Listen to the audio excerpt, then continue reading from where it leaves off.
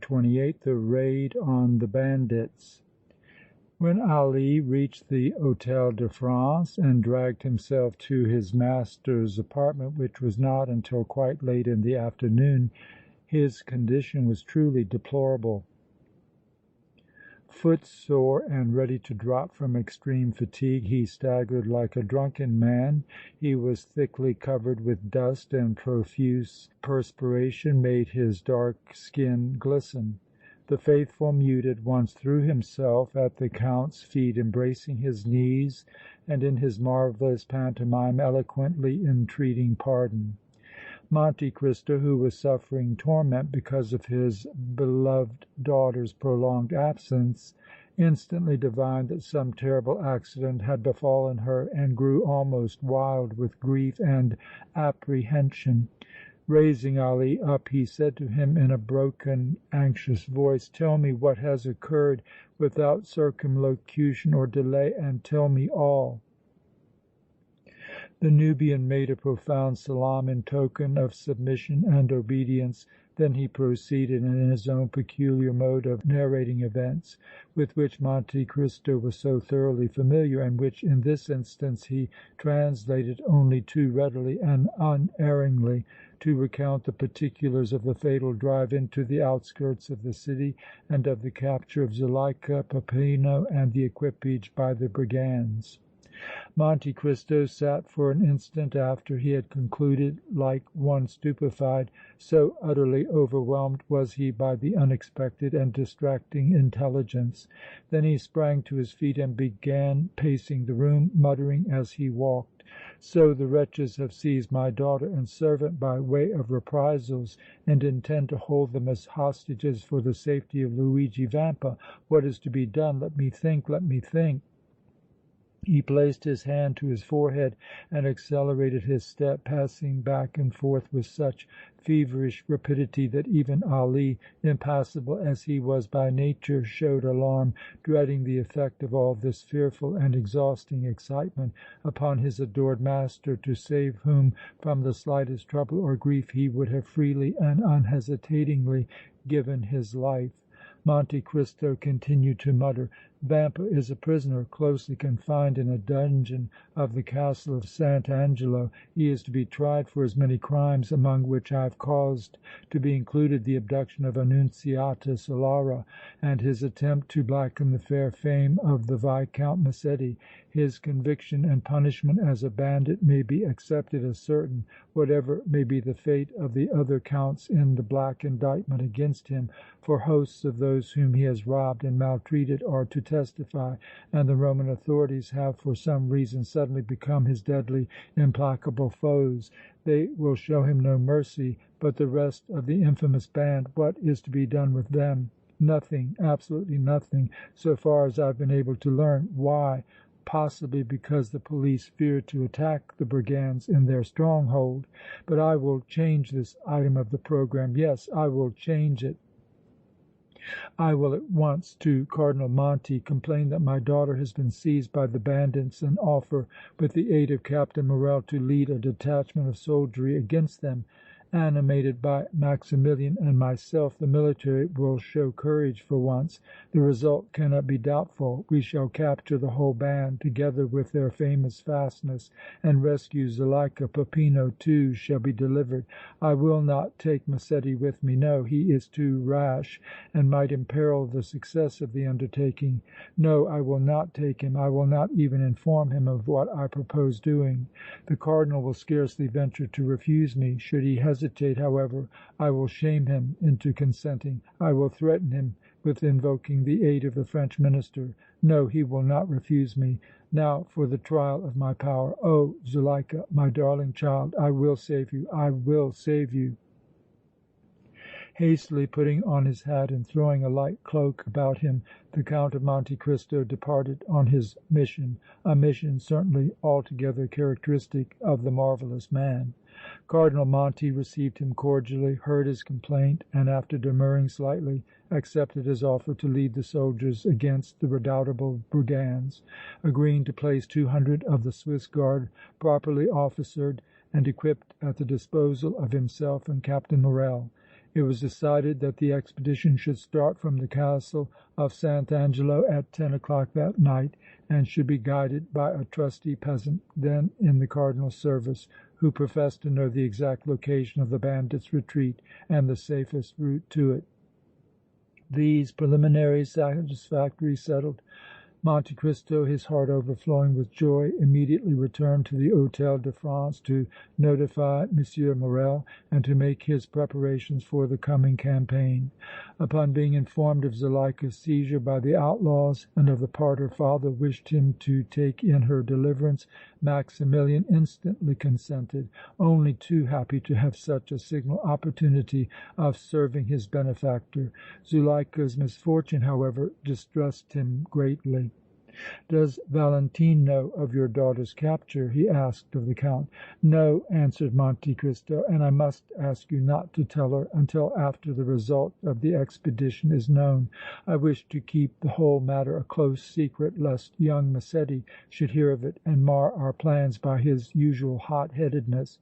With this view I have already instructed Ali, the only person save yourself in the Hôtel de France who is aware of the terrible blow that has fallen upon me, to refrain from communicating the intelligence to any one. It is better thus, for the brigands undoubtedly have spies in Rome at this time, and the utmost caution is advisable." M. Morrel readily assented to the wisdom of the Count's policy of complete silence, and the twain separated to quietly prepare for the night's perilous and exciting adventure. At half past 9 o'clock Monte Cristo and Maximilian entered the courtyard of the grim castle of St. Angelo, where the detachment of the Swiss Guard was already drawn up under arms awaiting orders. The Count wore a half military dress and had a sword at his side, while his friend was clad in the full uniform of a captain in the army of France and similarly provided with the regulation weapon. Both he and Monte Cristo had a couple of pistols in their belts, freshly and carefully loaded.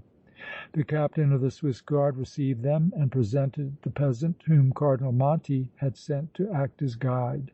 Then he turned over the command of his men to Captain Morrel, who briefly addressed them in French, a language with which they were well acquainted, informing them that he and His Excellency, the Count of Monte Cristo, relied on every man to do his duty in suppressing the banditti and rescuing from their rude clutches a beautiful young French girl, no other than the Count's own daughter. At the close of this address the soldiers saluted, the only way in which the military regulations permitted them to respond. Monte Cristo and M. Morrel then had a brief conference with the peasant guide, who seemed very intelligent and thoroughly posted as to the bandits and their stronghold. The information he gave was in every respect satisfactory, and it was abundantly plain that the man could be implicitly relied upon. Everything was now in readiness, and as the hour of 10 was sounded by the clock of the Castle of St. Angelo, the troops, headed by Captain Morrel and the Count, filed out of the courtyard and began their march. When the open country was reached, the guide took up a position a trifle in advance of the detachment and led the way. Complete silence was maintained and the utmost care taken to muffle the tramp of the soldiers' feet. After marching until nearly midnight, the guide in a low, cautious whisper informed the Count and Maximilian that the bandits' fastness was close at hand. A brief halt for rest and recuperation was immediately ordered. Then the advance was resumed, followed by a struggle with the brigand sentinel, who was seized and overpowered before he could give even the slightest alarm. "Now, men," said Captain Morrel in a firm, commanding tone, "for a prompt dash, and we shall trap all the wolves in their subterranean den." The cave had two entrances. The Count, at the head of half the troops, speedily possessed himself of one, and Maximilian, with the rest of the detachment, promptly seized the other. So far the success of the expedition had been complete. The outlaws were caged and could not escape, but nevertheless it was probable that they would make a desperate and bloody resistance. Simultaneously, Monte Cristo and Captain Morrel penetrated the gloomy depths with their men, and a dozen torches quickly illuminated the cavern as if by magic. Instantly there arose a chorus of wild shouts uttered by the surprised bandits, who, armed to the teeth, came thronging from every direction. A fierce hand-to-hand battle ensued, the cavern echoing with the rattle of musketry, the reports of pistols and the clash of swords. As had been anticipated, the brigands contended desperately and with the utmost fury. They were brave, hardy wretches, and, though hemmed in on all sides, evidently hoped to triumph over the invaders of their stronghold and drive them out in disorder and terror. Their former experience with the Swiss Guard and the police warranted them in entertaining this hope, but on the present occasion they reckoned without their host, for the soldiers had never before had such intrepid, determined and able leaders. The battle lasted for over an hour, and it was not until many had been killed and wounded on both sides that the outlaws began to show signs of wavering. Monte Cristo and Captain Morrel performed prodigies of valor, animating and encouraging their troops both by word and example. Finally, the outlaws were completely subdued, such of them as had not been slain having been made prisoners. The Count escaped without a scratch, but Maximilian was slightly wounded in the left hand. When the firing and the clash of swords had ceased, Captain Morrel gave the order to search the cave for Zuleika and Peppino, first placing sentinels at the entrances to guard against surprise and prevent the escape of any of the bandits who amid the confusion might slip from their captors. "Where are the cells?" asked Monte Cristo of the peasant guide who had manfully borne his part in the struggle. "Follow me," answered the man. "I will take you to them." Monte Cristo, now that the excitement of the fray had left him, was filled with anxiety for his daughter. What had happened to her since she had been a captive in the bandits' den? Had her honor been respected as well as her life? His suspense was the most terrible torture possible to conceive. He could scarcely restrain himself until he should learn the truth, be it fatal or favorable. Maximilian was almost equally agitated, but managed to maintain a comparatively calm exterior that he might the better support and cheer his friend in this his hour of bitter need. The peasant, holding a torch above his head, conducted them into a dark, damp corridor, several soldiers following in charge of a lieutenant. The party had not gone many steps when a man's cries became audible, proceeding from a cell near at hand. The door of this cell was fastened only by a bar of iron, to remove which required but an instant, when it was discovered that the cries came from Peppino, who, having heard the noise of the conflict and concluded that relief was near, had at once commenced to shout that he might disclose his whereabouts to the invaders. The ex-bandit was set at liberty and the search was continued. Presently a low moan struck the Count's attentive ear. "What was that?" he asked with a start. "A moan that was no doubt uttered by your daughter," answered the guide. "My daughter!" cried the Count. "Then, thank God, she is alive!" They reached another cell, the door of which, like that of Peppino's, was fastened by a bar. Within the cell the low moaning continued. Monte Cristo seized the bar, whirled it aside and flung open the door. Then he sprang into the cell, calling wildly on his daughter. Zuleika was lying in a corner upon a heap of straw and moaning piteously. At the sound of her father's voice, however, she was on her feet in an instant and cast herself rapturously into his arms. "Are you safe, my darling child?" said the Count, covering her face with kisses. "Did the bandits respect you?" "I am safe, dear father," answered Zuleika, "safe and uninjured. The bandits frightened me, and the solitude and terrors of this dark, dismal dungeon have been fearful to endure, but all my troubles are over now that you are here." The Count then directed the guide to conduct them to the bandit stables, and there his horses and barouche were found. The equipage was taken to the open air, and after placing his daughter in the vehicle, the Count left her in charge of Peppino and several soldiers of the Swiss Guard, returning to the cavern to bring the work of the expedition to a close.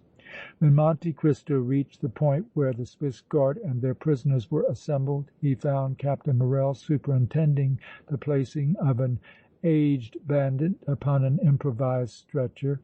"During your absence, Count," said he, his face radiant with joy, "we made the most important capture of the night. This old man is Pasquale Solara." "Where did you find him?" asked the Count. "In a large cell used by the outlaws as an infirmary.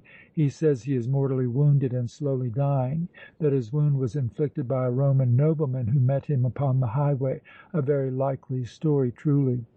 "It is a fact," answered Monte Cristo. "The Roman nobleman who wounded him was Giovanni Massetti.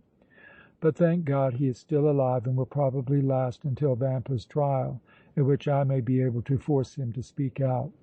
Have him carefully attended to, Maximilian." The captives were formed in line, and none being too much disabled to walk, save old Solara, who was borne along on his stretcher, they were marched to Rome, surrounded by the triumphant Swiss guard.